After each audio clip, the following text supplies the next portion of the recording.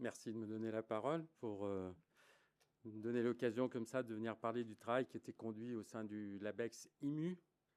IMU, ça veut dire intelligence au pluriel des mondes urbains. Et à sa suite, le PEPR, pardon, Ville durable et bâtiments innovants. PEPR, ça veut dire programme et équipement prioritaire pour la recherche Ville durable, bâtiments innovants. Cette présentation elle a été préparée avec Gilles Ghesquière et Diego Vinasco-Alvarez, qui ne pouvaient pas venir aujourd'hui voilà, pour diverses raisons, et il s'excuse. Et Gilles Ghesquière est professeur en informatique, et il a dirigé IMU entre 2016 et 2021. Il est actuellement copilote du PEPR VDBI.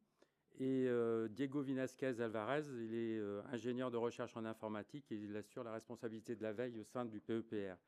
Et en ce qui me concerne, je suis de formation initiale architecte et ensuite j'ai un doctorat de sociologie.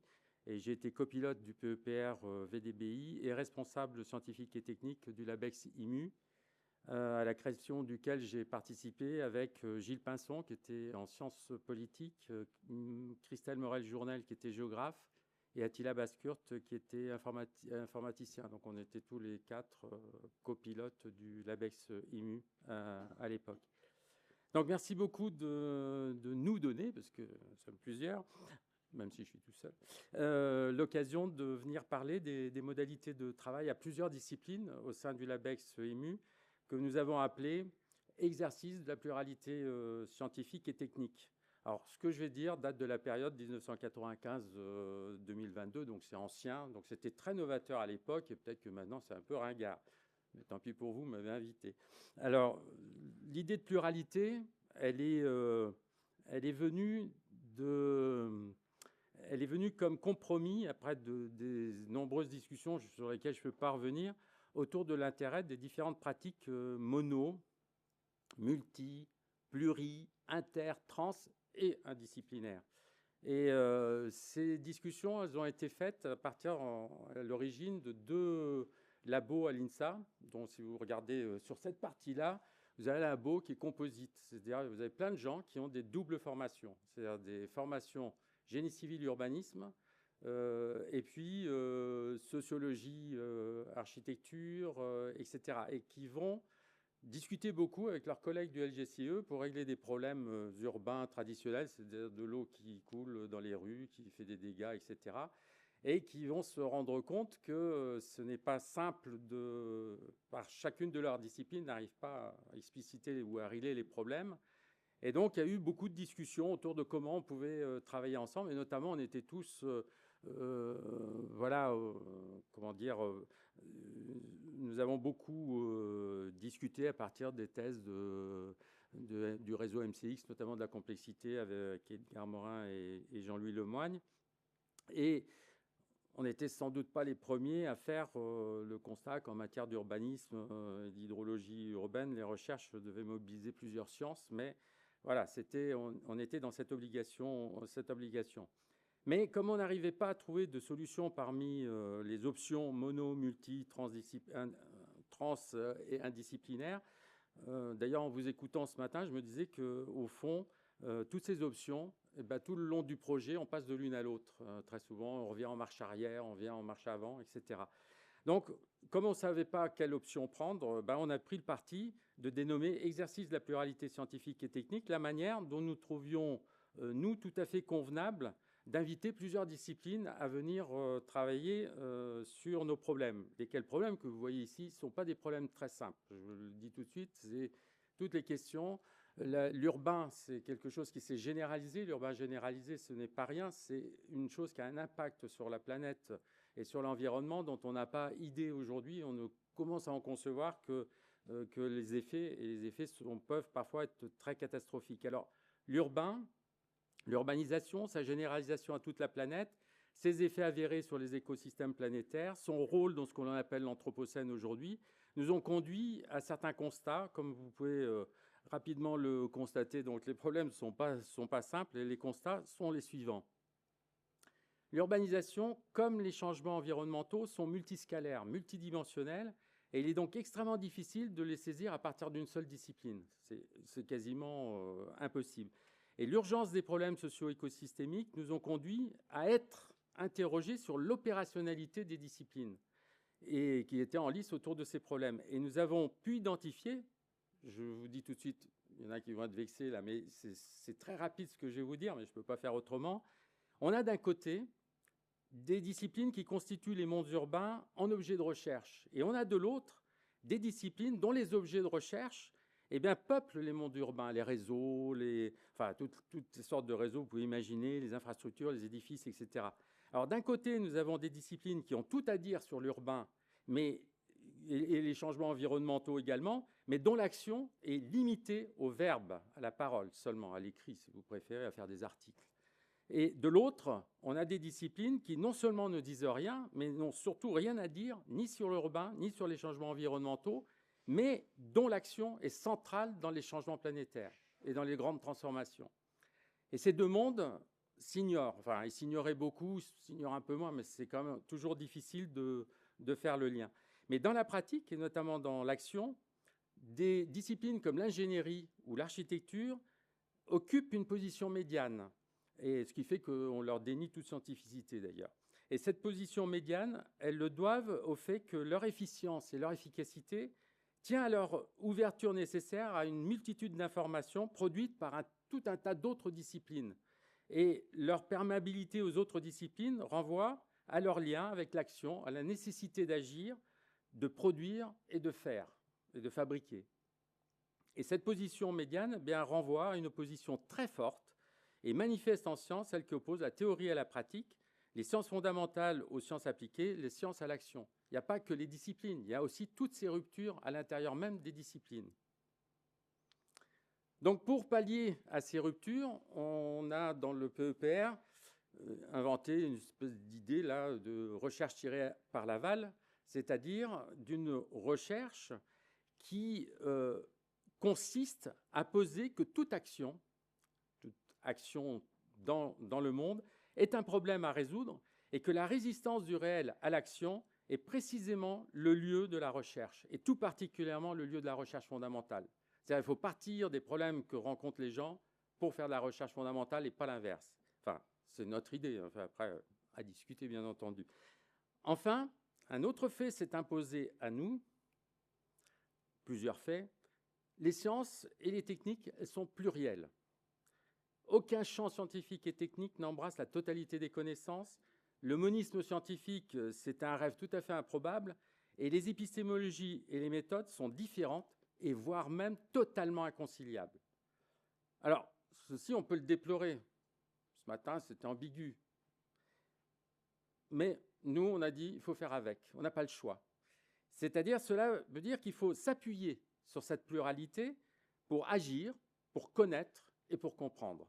Et l'exercice de la pluralité scientifique et technique peut constituer une méthode pour assurer une compréhension holistique et systémique des réalités urbaines anthropocènes. Pour limiter les effets des séparations entre action et recherche, il nous a paru absolument nécessaire d'étendre l'exercice de la pluralité scientifique au savoir pratique, au savoir de l'action, au savoir des métiers. C'est-à-dire qu'il ne faut pas séparer fondamentalement science et action, donc science et métier. Enfin, scientifique et métier. Ou métier scientifique et les autres métiers. Donc là, je vous donne un schéma qui est l'exercice de la pluralité scientifique. C'est le dernier schéma, parce qu'il y a eu une évolution, je reviendrai dessus, ce sera ma conclusion. Pour nous, la question de l'exercice de la pluralité, c'est quoi? C'est assurer la circulation des informations et des connaissances qui sont produites par chaque discipline, entre toutes les disciplines, entre tous les métiers et entre les métiers et les disciplines. Et pour ce faire, il y a une chose essentielle, il faut assurer la parité et les conditions du dialogue et de l'échange entre toutes les disciplines scientifiques, techniques et métiers. C'est-à-dire qu'il n'y a pas une seule discipline qui est supérieure aux autres, même s'il y a des disciplines qui sont beaucoup plus nobles que les autres. Et je ne citerai personne. Mais pour instaurer tout cela, pour instaurer la confiance entre les disciplines et entre les métiers, afin de mettre à disposition de chaque discipline et métier les connaissances et informations produites par toutes les autres, et de manière à déplacer la façon d'énoncer les problèmes au sein de chaque discipline, de chaque métier. Ce matin, on entendait ça à longueur de temps, c'est-à-dire qu'à chaque fois qu'on a une information différente qui vient d'ailleurs, ça permet de déplacer son point de vue. Et à partir de là, on peut favoriser l'apparition de nouvelles solutions et surtout de nouveaux paradigmes d'action. Alors, je vais conclure sur, non pas sur ce schéma, mais sur l'évolution de ce schéma. Ça, c'est l'évolution la plus récente, mais à la différence des schémas qui l'ont précédé, il ne fait plus du tout référence aux questions épistémologiques. Et nous insistons beaucoup sur la confiance. Alors, nous ne faisons plus référence aux discussions relatives aux épistémologies et aux méthodes. En fait, ces discussions n'en finissent jamais. On peut discuter des heures entières. Alors, c'est passionnant. Sur le plan heuristique, ça a une très, très grande valeur. C'est-à-dire que ça aide aussi à comprendre comment nous faisons chacun de la science. Mais il n'y a pas de conclusion. On a même financé à IMU une thèse en épistémologie qui s'est passée, qui a été conduite par Romain Sauzet, qui s'appelait « La pluralité scientifique en action, le cas du LabEx IMU », qui était conduite à Nanterre, et pas avec des gens très favorables au LabEx, je vous le dis comme ça en passant, parce que comme on finançait, on pouvait être partie prenante et intéressée. Et donc, on a laissé vraiment faire, et c'était une thèse extrêmement fouillée et très intéressante sur le plan épistémologique, mais elle nous a montré surtout l'étendue du problème épistémologique. C'est absolument énorme. Et donc, il y a des divergences dans tous les sens et on ne voit pas trop qu'est-ce qu'on peut en faire. Et donc, à partir de là, cette diversité est une immense richesse et que la pluralité, là, elle était effective. C'est-à-dire qu'il faut accepter la pluralité. C'est un acte quasi démocratique, c'est-à-dire qu'il faut accepter la différence. C'est difficile parfois. Surtout qu'il y a des gens qui sont différents, mais qui sont vraiment embêtants. Alors... Pour ce qui concerne maintenant la confiance, la question elle est venue, entre autres, avec les problèmes qu'on rencontrait au Conseil scientifique pour choisir les projets. Alors, vous en avez un peu parlé ce matin et je reconnaissais bien les problèmes. Ces problèmes nous ont rapidement alertés sur un danger très grand. C'est le danger normatif des épistémologies et des disciplines. C'est-à-dire, les projets n'étaient pas examinés pour ce qu'ils proposaient de résoudre, entre autres, les moyens mis en œuvre pour le faire, l'adéquation de ces moyens aux ambitions du projet, ils étaient examinés selon les valeurs épistémiques des examinateurs. Et là, ça commence à poser un problème. C'est quoi qui est scientifique? Quand vous demandez à un physicien de parler de sociologie, là on rigole, et l'inverse, c'est encore plus rigolo. Et c'était le cas, en l'occurrence, qui nous a mis le doigt sur la question.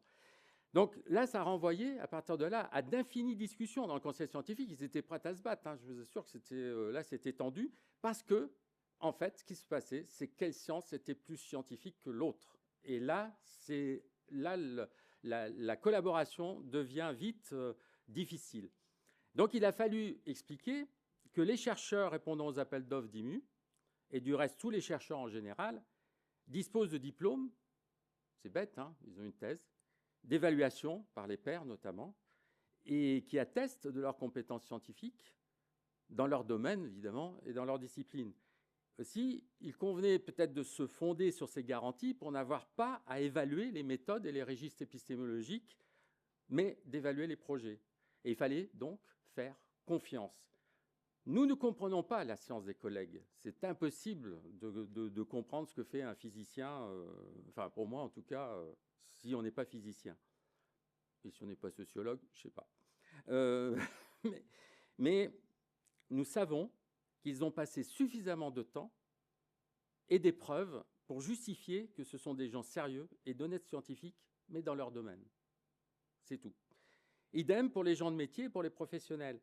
Et c'est sur cet acte de confiance que repose la parité des disciplines, sans laquelle il ne peut pas y avoir de curiosité de l'autre pour la différence.